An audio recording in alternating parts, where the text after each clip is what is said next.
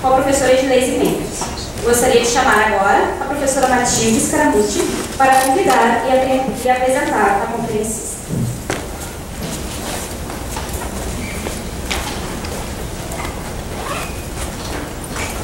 Bom dia a todos.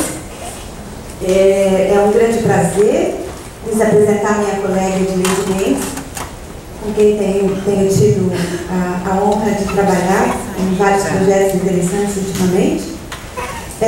Professora Edileise Mendes, em graduação em Letras Vernáculas pela Universidade Federal da Bahia, em 1989, mestrado em Estudos Linguísticos, também da Universidade Federal da Bahia, em 1996, e um doutorado em Linguística Aplicada na Unicamp, em 2003. A professora Edileise é professora adjunta da Universidade Federal da Bahia, onde atua no programa de graduação e também no programa de pós-graduação em Língua e Cultura.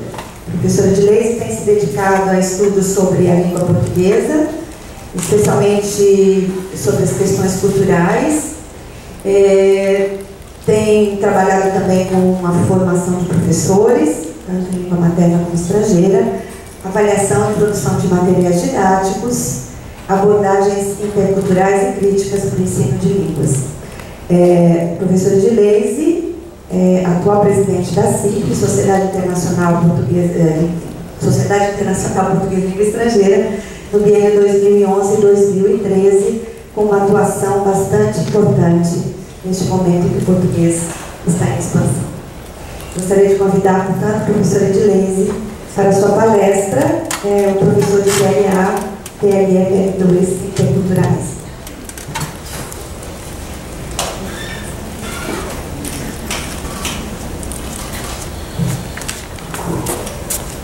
Bom dia. Bom, vamos fazer uma apresentação mais animada, porque o dia começou bastante animado, né? As coisas caindo, mas isso é boa energia. Não dizem que nas festas, quando os copos caem, porque boas coisas estão vibrando? Eu acredito no mesmo.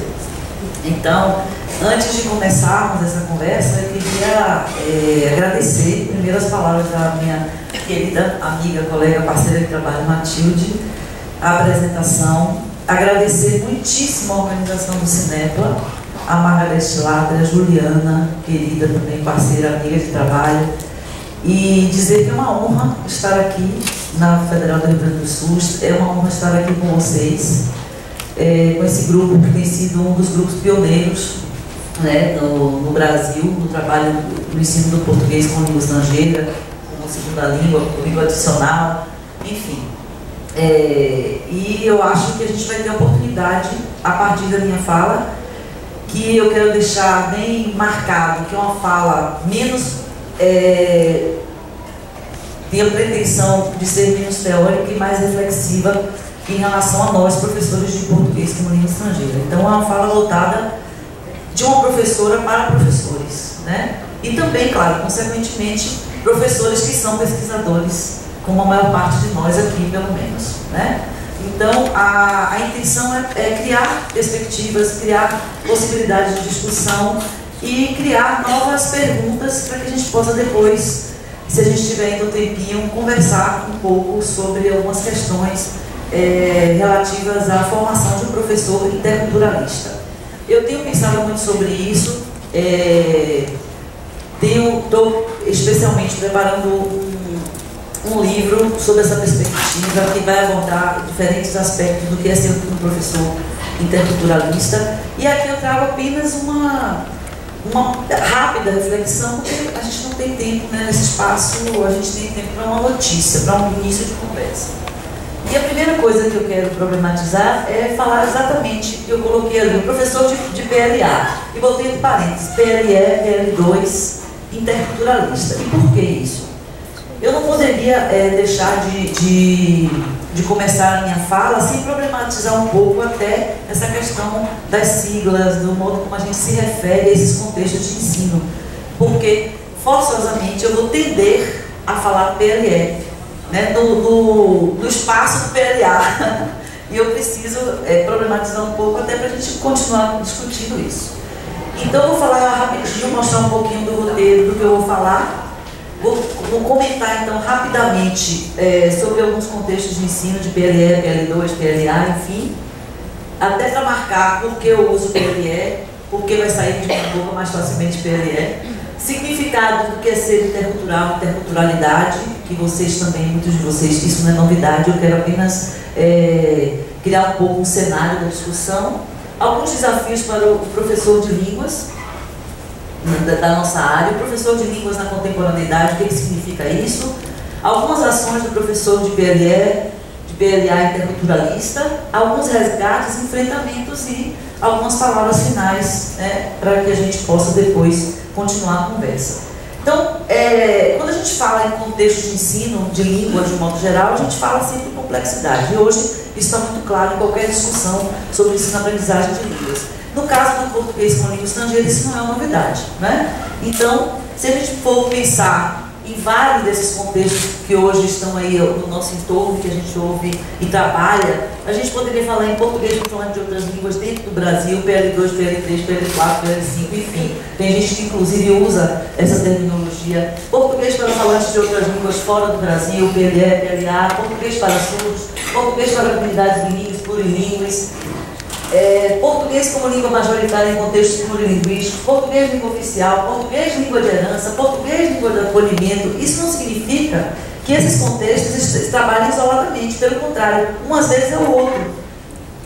Às vezes, num determinado contexto, a gente tem 3, 4 dessas coisas juntas. O que eu quero dizer com isso? É muita complexidade para a gente tentar resolver e abarcar tudo em uma denominação, em uma forma de referência. Né? Então, claramente, não é a definição que vai resolver o problema da complexidade. Essa é a questão. Então, qual é o meu ponto? Por que eu continuo usando PLE? Porque tanto faz trocar para PLA, a gente não vai resolver o problema da complexidade. E encontrar uma definição, na realidade, que, de certa forma, higienize o problema, também não é uma solução. Né? Então, por causa disso, eu uso PLE, continuo usando PLE, continuo usando PL2, posso usar PLA. Então, para mim, eu falo dessa questão da indiferença porque PLA, para mim, não resolve. E por isso, continuo utilizando a definição, a denominação PLE. Mas isso é importante que a gente depois possa ter a oportunidade até de discutir. Se seria o caso da gente criar outras formas de explicação ou de definição, até para ajudar no nosso trabalho e ajudar a compreender a complexidade do que é hoje trabalhar em contextos plurilinguísticos, na verdade, né? Então, com relação à questão da interculturalismo, como eu falei, não é novidade para muitos de vocês que trabalham, inclusive, aqui no contexto bastante já experimentado em relação a essas questões interculturais, muito diferente de nós que estamos do outro lado, lá no litoral, estamos bastante distantes de muitos contextos complexos de contato intercultural. Então, eu falo com meus alunos na Bahia, vocês estão aqui muito protegidinhos do caldeirão do que é o Brasil plurilinguístico. Está todo mundo muito protegido. No máximo vocês ouvem falar dos dialetos do baianês, não sei o quê. Vão lá para o outro lado. Vão lá para baixo. Aí eles ficam assim, pois é, professora. Eu digo, pois é, vocês estão muito protegidos aqui no litoral. Né? Então, para vocês talvez não seja novidade. Eu só quero criar, como eu falei, rapidamente o cenário. Então, em alguns contextos, a gente sabe que interculturalismo, educação intercultural pode significar o mesmo que multiculturalismo. Muitos colegas, inclusive, usam intercultural, multicultural como sendo a mesma coisa, embora a gente saiba que não é. Tem sido a opção teórica e metodológica do pensamento europeu e latino-americano, a qual evoluiu a partir da concepção de multiculturalismo. Então, se vocês pegarem a literatura que trata da questão, vocês vão ver que há uma opção na Europa pelo uso do intercultural, do interculturalismo em detrimento do multicultural, e também na América Latina, por uma série de razões históricas, por uma série também de opções teóricas. Depois, é uma concepção mais associada aos modos de análise e aos instrumentos de intervenção na realidade multicultural, sobretudo em sua aplicação aos problemas da educação. Então, Quando a gente pensa e fala intercultural, e quem trabalha na perspectiva intercultural, sempre faz referência ao fato de que trabalhar na perspectiva intercultural é trabalhar na perspectiva de intervenção. Ao contrário de uma perspectiva intercultural, ou, desculpe, multicultural de primeira hora, né, em que a gente reconhece a realidade multicultural, mas não necessariamente intervém nela. Né? Então essa é a questão. Tanto é que quem discute multiculturalismo precisou depois criar tipos de multiculturalismo, até chegar ao que se chama multiculturalismo crítico. Ora, uma coisa que você precisa acrescentar, uma qualificação de crítico, para ele ser o que você quer, já não serve. Né? No sentido de que a palavra, ou seja, reconhecer as realidades multiculturais é uma coisa, intervir nela é outra coisa. Então, eu acho que a questão da interculturalidade, do interculturalismo, deixa isso bastante claro. Depois, parte do pressuposto de uma intervenção crítica e transformadora da realidade multicultural, trazendo propostas de ação ou de interpenetrações culturais entre grupos humanos diferentes, a educação voltada para o plural. Então, a noção de interculturalidade e interculturalismo está muito relacionada a uma necessidade de intervenção, uma necessidade de apropriação do contexto multicultural e de trabalho nesse contexto, né? De intervenção nesse contexto. Eu não falei, eu passei pelo imbróglio da apresentação e já comecei a falar, mas desculpem a demora. Eu quis colocar uma imagenzinha, que eram aquelas mãozinhas que representam, na verdade, porque o símbolo da interculturalidade mundial é a mão aberta, né, colorida. E eu quis, na verdade, brincar um pouco com essa ideia e pus uma marca d'água no slide, bem fraquinha, esmaecida, só para dar ideia, né, dessa multiplicidade, etc. Mas por causa do programa, da versão do programa, a imagem ficou, quer dizer, passou a ser a estrela do slide. A gente estava tentando tirar e não conseguia, então desculpem o atraso. Eu mudei para o mar, na verdade, eu tinha que mudar para o mar, que é meu elemento, né? Então, eu acho que não queria as mãozinhas, queria o mar. Vamos lá. Então, a partir desse rápido cenário, porque, como eu já falei, cada item desse daria uma palestra em si, vocês sabem disso, né? Só falar de interculturalidade já seria uma palestra inteira. O sentido aqui atribuído à qualificação intercultural é o de um esforço, uma ação integradora, capaz de suscitar comportamentos e atitudes comprometidas com princípios orientados para o respeito ao outro, às diferenças, à diversidade cultural que caracteriza todo o processo de ensino-aprendizagem, seja ele de línguas ou de qualquer outro conteúdo escolar. Então vejam que falar em intercultural é falar de algo que tem a ver com, inclusive, comportamento, com ações, com o querer ser diferente, trabalhar numa perspectiva diferente em relação a tudo que você faz quando é professor. Então vejam, o ensino de línguas e interculturalidade, também continuando, é o esforço para a promoção da interação, da integração e cooperação entre os indivíduos de diferentes mundos culturais. E aí leia-se, não só uma perspectiva entre contato de línguas diferentes, mas dentro de uma mesma língua. Então, por exemplo, lá em Salvador, nós temos alunos trabalhando na pós-graduação com a perspectiva intercultural no ensino de língua materna, né? Com relação a tudo que acontece no caldeirão de uma sala de aula, por exemplo, de língua materna. Porque a gente sempre pensa nas relações entre línguas diferentes. E não é o caso.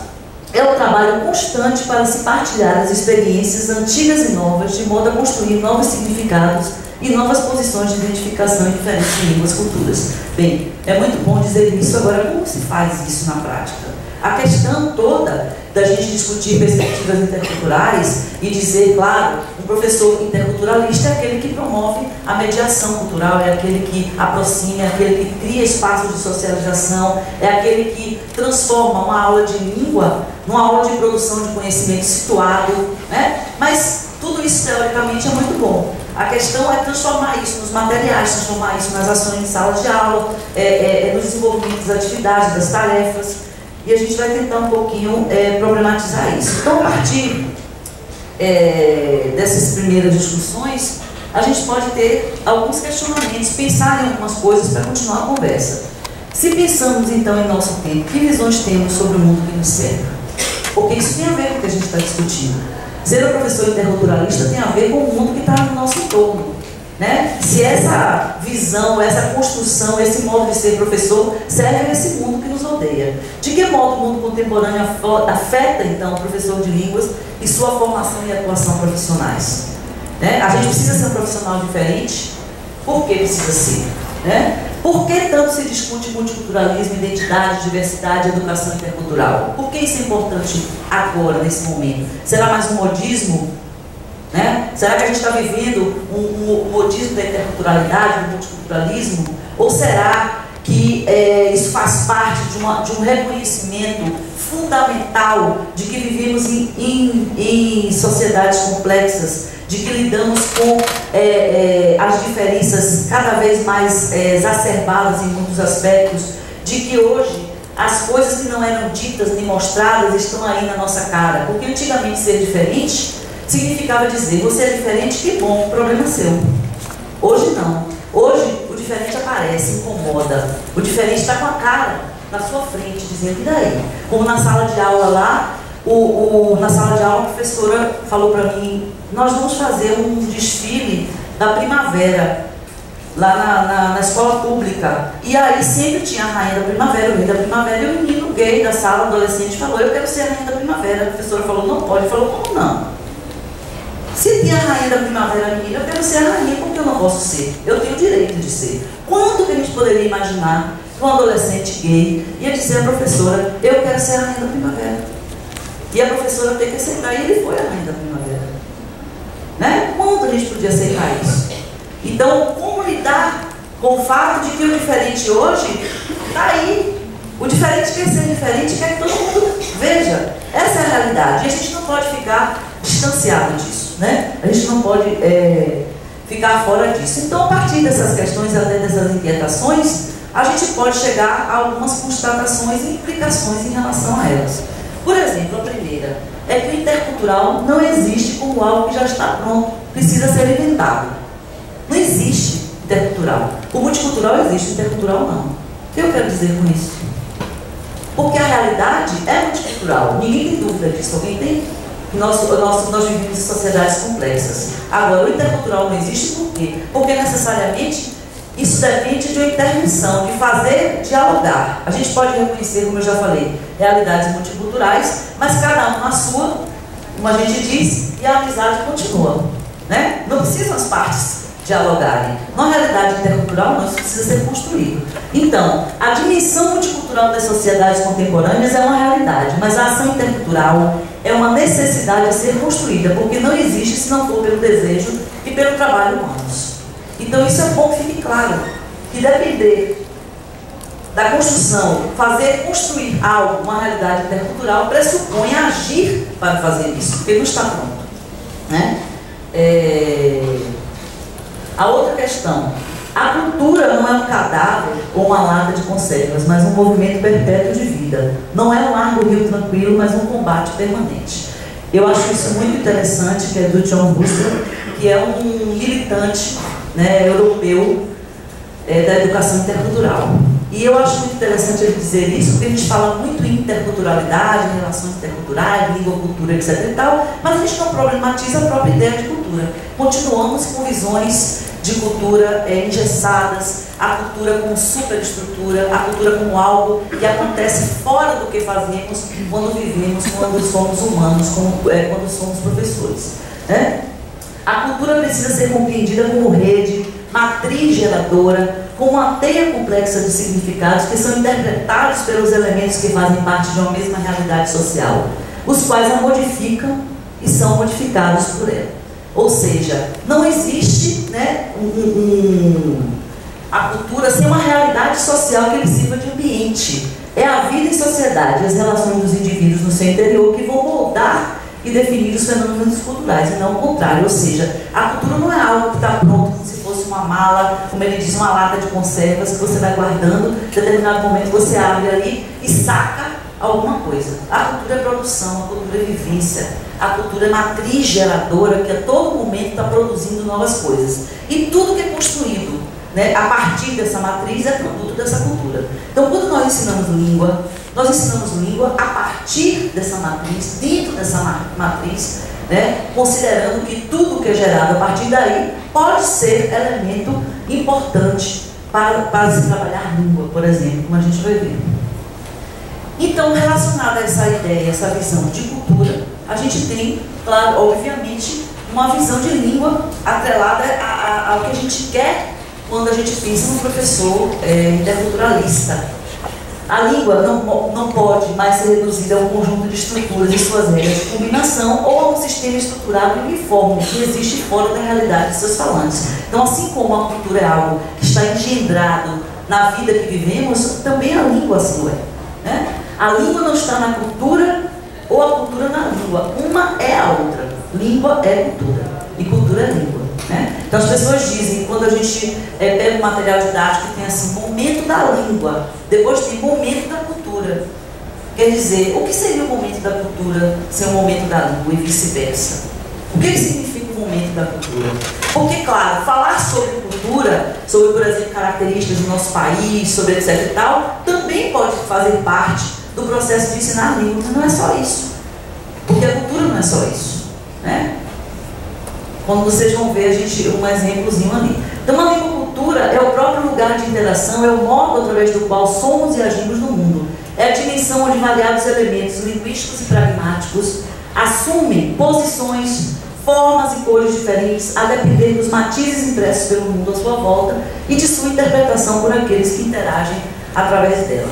Então, com relação a visões de cultura mais abertas, visões de língua que incorporem práticas situadas de produção de sentido, práticas situadas de agir no mundo, a língua como atividade, a língua como ação, a língua como lugar onde pessoas vivem, interagem e dialogam para se aproximarem, no caso das perspectivas interculturais.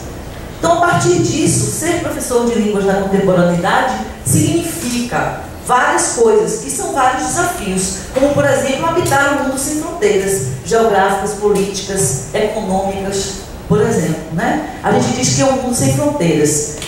Há um paradoxo aí, porque ao mesmo tempo que não tem fronteira, também tem.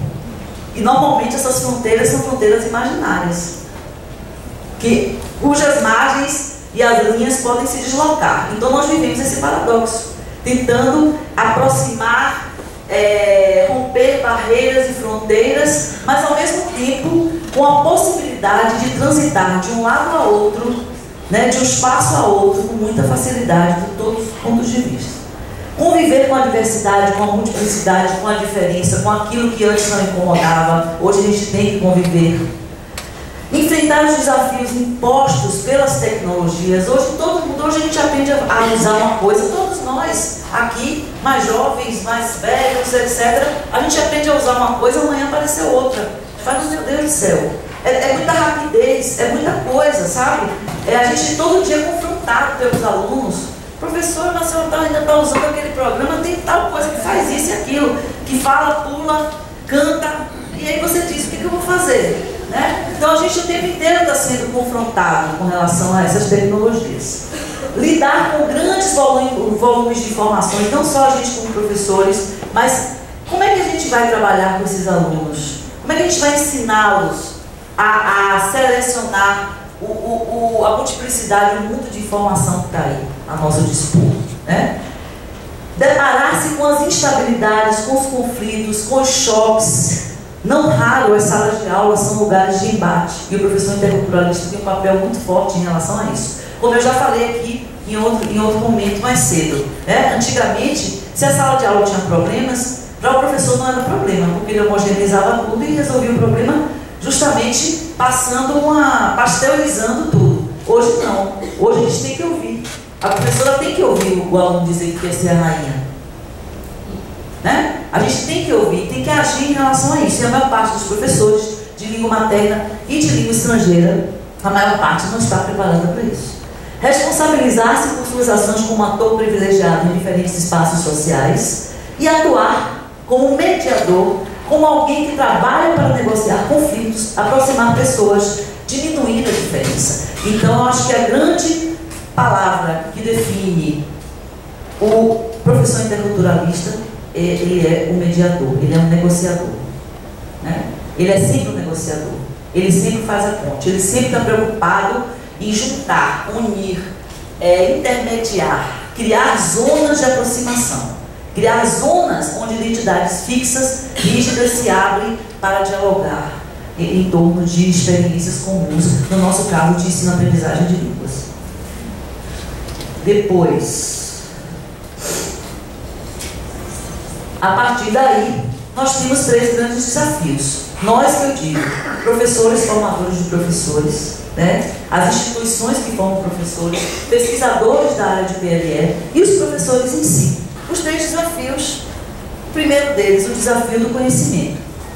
Dito tudo isto aí sobre temporalidade, sobre visão de língua, de cultura, etc. e tal, o professor precisa ser um mediador. A gente tem o desafio do conhecimento, ou seja, o que devemos conhecer, né? O que devemos produzir do ponto de vista do conhecimento como pesquisadores nas universidades, nos cursos de letras, para que a gente possa construir esse professor capaz de viver nesse mundo tão complexo. Que tipo de conhecimento é relevante, é importante, teórico? Né? Que tipo de conhecimento é importante que a gente ajude a difundir como professores, como pesquisadores? Então, esse é um problema porque os cursos de letras, de um modo geral, caminham muito lentamente em relação à evolução. Claro, como tudo na vida, né? As estruturas são muito difíceis de abalar. Então, às vezes, o mundo está aí, vibrando de uma